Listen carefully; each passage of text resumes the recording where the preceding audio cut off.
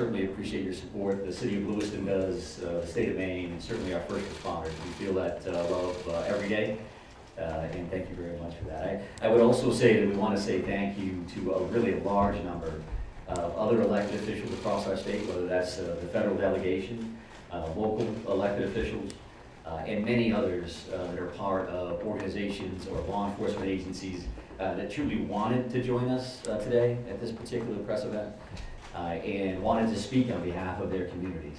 And as the governor had mentioned, and everybody else will reiterate, our reality for today is that this suspect is still at large. And we want to provide community support for the victims, for the families, in the communities across the state. But we also have an incredibly strong laser-like focus on bringing this suspect into custody and ultimately to justice. So because of that mission for this particular event and today's activities, we're keeping the list of speakers and the agenda pretty tight. And that will include next up at the podium would be Chief Dave St. Pierre for the city of Lewiston, and some other members of his command staff are present. What I will say to the city of Lewiston, and you know this because you feel it every day, but you're lucky to have a chief like Chief St. Pierre and his entire law enforcement agency. From every level, those officers put their heart and their soul on the line on behalf of their community last night and into today. And they're doing it for the right reasons. They do it because they care.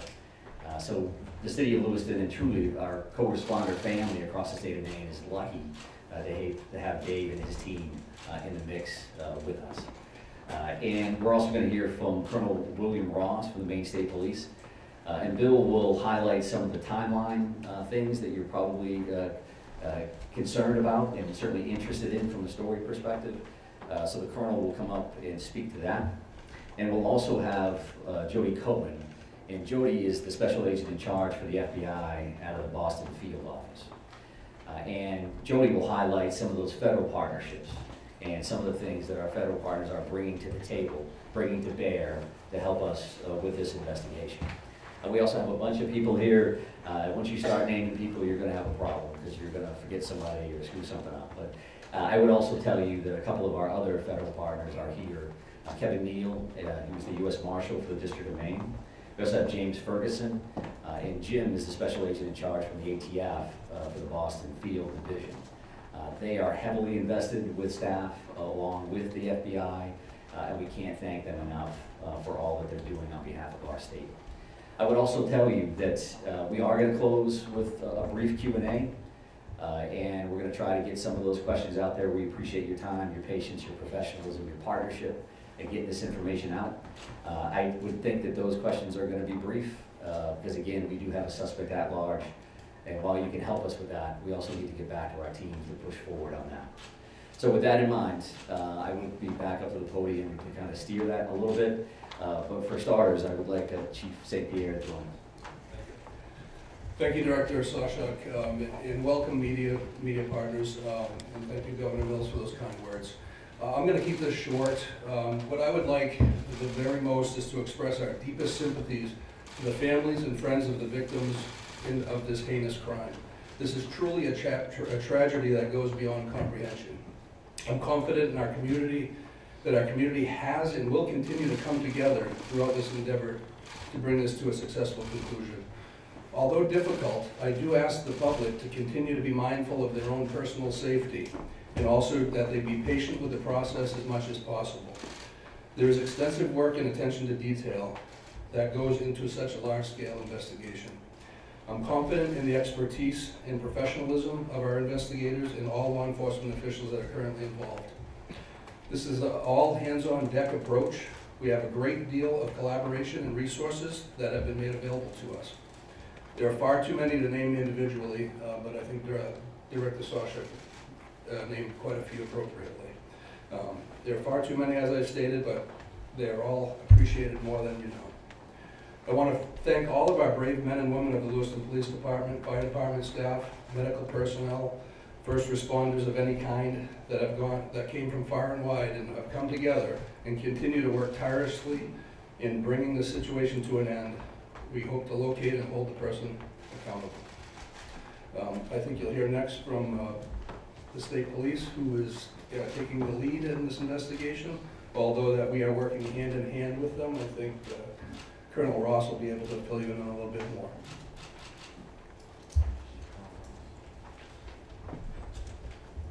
Thank you, Chief.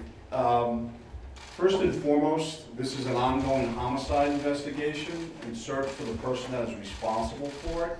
We're in the early stages of this investigation, and I just want to let you know we will have updates. We'll be putting some type of a schedule out later on. But again, early stages of a homicide investigation, we want to be careful that we're doing things correctly. We don't want to get ahead of ourselves. I'm going to give you a bit of a timeline here to kind of fill in some of the blanks and give you some of the facts as we know them right now. A lot of this information will then be transferred to the Attorney General's office, as they will be the lead prosecutor, again, in any homicide investigation.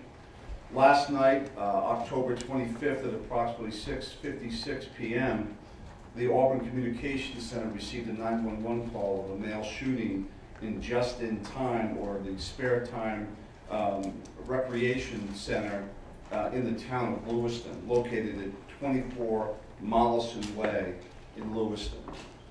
Shortly after that, at about 7:08 p.m., the Communications Center received multiple 911 calls about an active shooter inside of a Schmenge's Billiards at 553 Lincoln Street in the town of Lewiston. A large law enforcement response from multiple surrounding agencies assisted the Lewiston Police Department in trying to identify who this individual was and what was happening. As you can imagine, this was a very fast-paced, fast-moving, very fluid scene, very dangerous scene that these guys and girls were going into. 18 people are now deceased at this time. The victims at the just-in-time establishment, 7 people are deceased there, 1 female and 6 males, all from an apparent gunshot wound. Victims at the Schmenge's Billiards, 8 are deceased.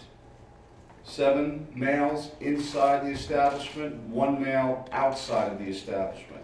Again, also apparent gunshot wounds. Multiple people were transferred to area hospitals, Central Maine Medical Center, St. Mary's, and Maine Medical Center. 3 people that were transferred to those hospitals are deceased, for a total of 18 people deceased at this time. The investigation into the person responsible for this identified a vehicle located at the Projetskot boat landing in Lisbon. That person, through the registration of that vehicle, was identified, as been stated earlier, as a Robert Card, born in 1983. Several of the deceased have been identified, and their families, next of kin, have been notified. Approximately 8 people at this point have been identified. 10 people, 10 of these victims, still need to be identified at this time. Currently, there is an arrest warrant for 8 counts of murder for Mr. Card. And the reason it's 8 counts because 10 people have not yet been identified. As those people are identified, the counts will probably go to the total of 18. He should be considered armed and dangerous. Based on our investigation, we believe this is someone that should not be approached. This is someone that should be, if you come into any contact with this individual or someone that you think looks like this individual, you were to call 911, and I'll provide some tip line numbers at the conclusion of my briefing. Lewiston Police Department, federal, state, county, and other local municipalities are involved in a coordinated search at this moment for this individual. So it's the ongoing investigation, and there's a search to apprehend this person. Both happen simultaneously. I can't stress this enough. This is an ongoing investigation in the early stages. More information will come out in conjunction with the Attorney General's office as the lead prosecutor. We can't share all of our information right now, and I'm sure you understand that. I'm going to give out 2 numbers that go to a tip line. 911 is also appropriate for this, but if anyone can call these two numbers, this would go to the state police tip line. Area code 207-213-9526, 207-509-9002. And we'll be sending something out later that has that information in it if you weren't able to grab that now. Again, this is a very fluid situation. We have a lot of resources, as Chief St. Pierre had mentioned earlier, that are on the ground in a coordinated effort to apprehend this individual. We've notified the Department of Education, and they have determined what they're going to do with the schools. A lot of schools, area schools, were shut down today based on our conversation with them. Again, as more information comes in, we'll be providing it to you. Thank you for your time. This is a very difficult time for, I think, the community of Lewiston, difficult time for obviously the victims' families, and it's a tough time for law enforcement. It was a rough night last night, but we're committed to bringing whoever's responsible to justice. And again, we are currently looking for Mr. Card right now, someone that we'd like to apprehend.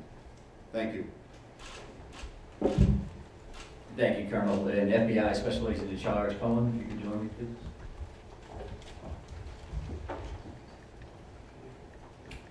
Thank you. My name is Jody Cohen. I'm the Special Agent in charge of FBI Boston Division, which covers the state of Maine. Our hearts go out to everyone who was impacted as a result of the senseless violence. The FBI is working hand in hand with our law enforcement partners. Our evidence response team is here processing very extensive scenes. We are providing investigative and tactical support, as well as our victim specialists are working with those affected by this tragedy.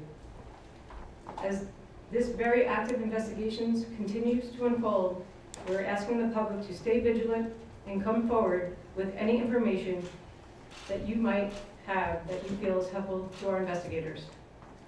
My pledge is that the FBI will carry out this investigative case with rigor. We will work day and night alongside our law enforcement partners to get the answers to the questions this community deserves. We thank the public for your continued cooperation and patience as we continue to work this very active investigation. Thank you.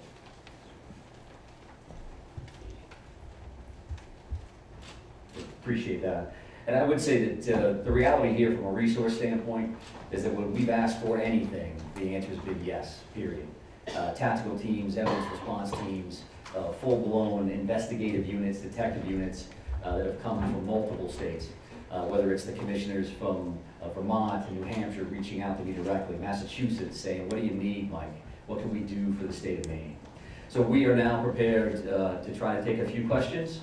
And keep in mind, again, that we may not be able to answer as in-depth as you would like, and we don't plan on taking a great deal of questions. I think follow-up press events will allow for that. Sir? So no one has really talked about the weapon that was used here, the AR style, so hope someone can talk about that. But the other thing here is there are reports that this individual had mental health issues, that he made threats to shoot up the National Guard. So clearly there were some signs there that he was on someone's radar. The question becomes, why was he in possession of this weapon? And certainly, why wasn't he stopped sooner? Yeah, I think those are all valid questions, and certainly questions that we are looking into now, but not questions that we can answer today. Considering that this occurred last night, there's still an active search for the suspect in question. So I appreciate those questions, but not something we're going to be able to answer right now. But isn't something that you're investigating and looking at? It is certainly one of those things that we want to follow up on, all aspects of that. Why does it Go ahead, right here. Yes. Can you give us a sense of the ages of who has died, how many are under 18 and how many are over 18? I'm not sure we have that information with us today. We wanted to break it down by gender because that's something we had readily available. We did not break this down into age ranges at all. Sir, what can you tell us? What can you tell us about the background of the suspect in this case, or I should say the person of interest, because I noticed the language is very clear. You're saying person of interest, not suspect. So why use that terminology, and what can you tell us about his background? Yeah, I think we used person of interest last night for half of the room that was here for that press event. As the Colonel had mentioned, there is now arrest warrants for murder for this particular individual, Mr. Carr. So he is viewed as a suspect, and there is a full court press by all of our partners to bring him into custody. What was the second piece of that question? What can you tell us about his background? Someone had asked a second ago about the idea that he had voiced concerns about his own mental health, right? Had been committed, according to language in a police bulletin, to a mental health facility for weeks. How could someone that fits that profile still be in possession of semi-automatic weapons?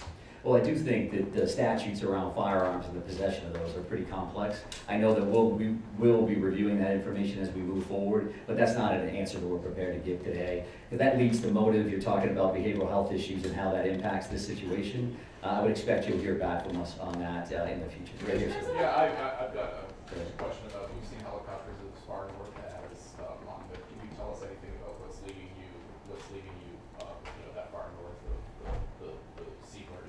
Yeah, sure. So we have law enforcement assets that are deployed over a number of communities, doing follow-ups on a number of different things. So as you can imagine, there's a great deal of search warrants that we're following up on. We do have partners, that helicopters from the New Hampshire State Police. That copter was here last night to assist us as well. So whether we have tactical elements out or we're searching an area, some of those air assets would be very, very valuable for us. So that's what they're doing. We're not going to speak to what brings us to a specific community one way or the other. Yes, right here. identify the unidentified victims.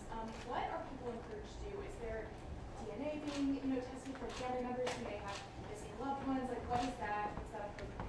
Yeah, so we did have a family reunification center open last night. We do have behavioral health liaisons that are fully engaged to work with families and work with loved ones. And work with victims for that matter that may be in the hospital and seeking treatment. So those things are actively occurring. We are dealing with each one of those situations separately. So do we need DNA on that? Are we just waiting to find a loved one, some kind of family member that we can make a notification? I think that varies across the board. I'm going to take two more questions. Right here. Yes, so is there some sort of triggering event? Is that something that you're investigating? I think we're always concerned around motive. That you say triggering event, that's a motive for us. Again, that's not something we're prepared to discuss today, but I do appreciate the question. It's clearly something that's important. One additional follow-up from you. Can you help us understand why these locations, why this bar, why this bowling alley? Was he looking for someone? Was he looking for something?